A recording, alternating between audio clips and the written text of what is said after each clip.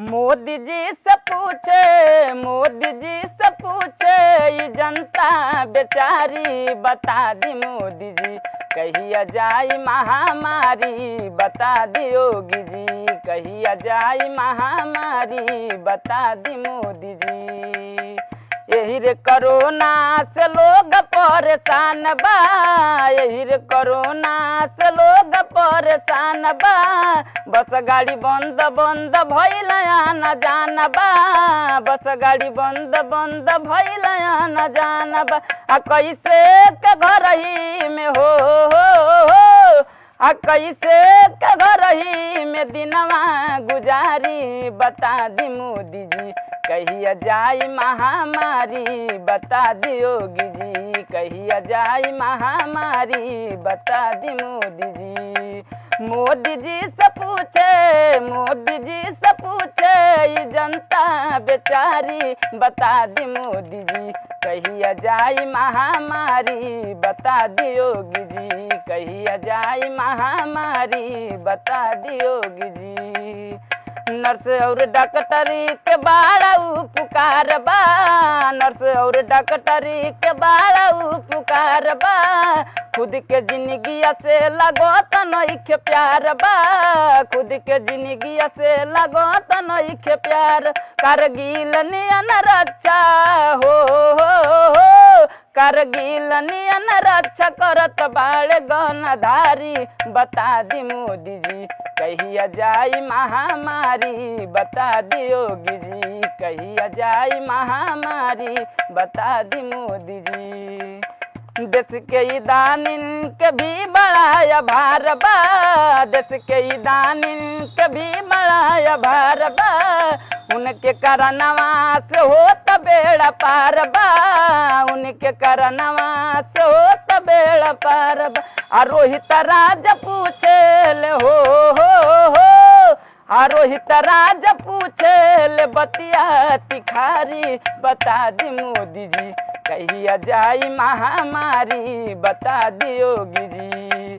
मोदी जी से पूछे, मोदी जी से पूछे, ये जनता बेचारी बता दी मोदी जी, कहिया जाई महामारी बता दी योगी जी, कहिया जाई महामारी बता दी योगी जी, कहिया जाई महामारी बता दी मोदी जी।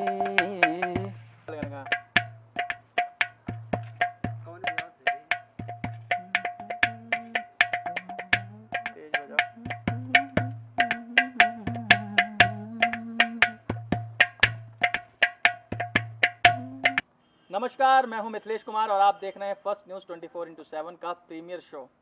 और आज हमारे साथ मौजूद है हमारे इस प्रीमियर शो में रोहित शर्मा।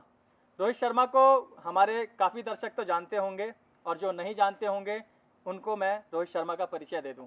रोहित शर्मा नोएडा के सेक्टर 63 बाबा क्रेन सर्विस में काम करते हैं, जो इस लॉकडाउन के दौरान इन्होंने मोदी जी और योगी जी के ऊपर गाना लिखा था और उसे गाया भी था।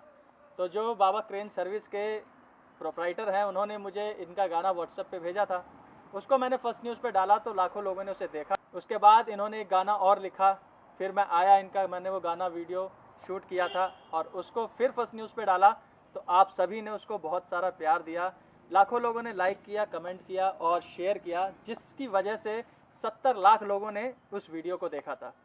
तो उससे प्रोत्साहित होके रोहित शर्मा, और ये सबसे पहली बात तो ये सबको धन्यवाद करना चाहता है जिन्होंने इसके वीडियो को देखा, लाइक कमेंट शेयर किया। और एक शख्स और हैं, मैं उनका नाम पूछना चाहूँगा रोहित से ही। रोहित, जो जिन्होंने तुम्हारे अकाउंट में 2100 रुपये डाले थे, क्या नाम है उनका, दर्शकों को एक बार बताओ। बाबूलाल जगह। कहाँ के हैं, कुछ पता? राजस्थान से। राजस्थान से। रोहित शर्मा के अकाउंट में हमारे दर्शकों में से ही किसी एक दर्शक ने 2100 रुपये अकाउंट में डाले थे। उनका नाम बाबूलाल जगह, बाबूलाल कुछ उनका नाम है, राजस्थान के वो रहने वाले हैं। तो अब मैं सबसे पहले ये कहना चाहूँगा कि आप इस वीडियो को ज़्यादा से ज़्यादा शेयर करें, क्योंकि रोहित शर्मा कुछ ही देर में आपके लिए जो नया गाना इसने लिखा है वो गाने वाला है। तो मेरी आप लोगों से गुजारिश है कि वीडियो को ज़्यादा से ज़्यादा शेयर करें।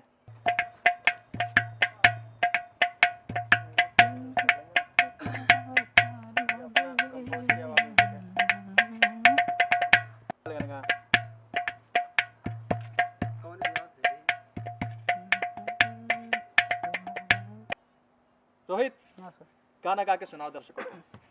मोदी जी से पूछे, मोदी जी से पूछे, ये जनता बेचारी बता दी मोदी जी, कहिया जाई महामारी बता दी योगी जी, कहिया जाई महामारी बता दी मोदी जी। यही रे कोरोना से लोग परेशान बा, यही रे कोरोना से लोग परेशान बा, बस गाड़ी बंद बंद भइल आना जाना बा, बस गाड़ी बंद बंद भइल आना जाना बा, आ कैसे के घर ही में हो, आ कैसे के घर ही में दिनवा गुजारी बता दी मोदी जी, कहिया जाई महामारी बता दी योगी जी, कहिया जाई महामारी बता दी मोदी जी। मोदी जी से पूछे, मोदी जी से पूछे, ये जनता बेचारी बता दी मोदी जी, कहिया जाई महामारी बता दी योगी जी, कहिया जाई महामारी बता दी योगी जी। नर्स और डॉक्टरी के बाड़ा उपकार बा, नर्स और डॉक्टरी के बाड़ा उपकार बा, खुद के जिंदगी से लगो तो नइखे प्यार बा, खुद के जिंदगी से लगो तो नइखे प्यार, कारगिल नियन रक्षा हो, कारगिल नियन रक्षा करत बाड़े गनधारी बता दी मोदी जी, कहिया जाई महामारी बता दी योगी जी, कहिया जाई महामारी बता दी मोदी जी।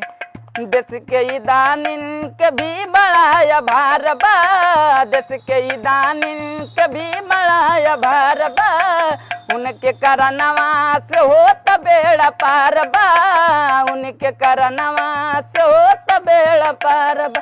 आ रोहित राज पूछे ले हो, आ रोहित राज पूछे ले बतिया तिखारी बता दी मोदी जी, कहिया जाई महामारी बता दी योगी जी।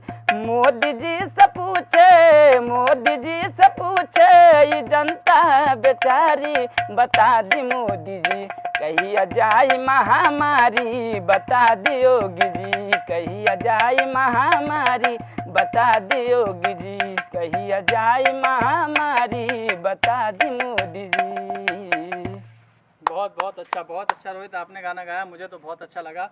एक बार मैं अपने दर्शकों से भी यही अनुरोध करूंगा कि अगर आपको रोहित का गाना अच्छा लगे तो उसे प्लीज़ लाइक कमेंट शेयर जरूर करें, और ज़्यादा से ज़्यादा शेयर करें, जिससे इस रोहित का गाना मैं चाहूँगा और आप भी चाहें कि मोदी जी योगी जी तक ही पहुँच जाए।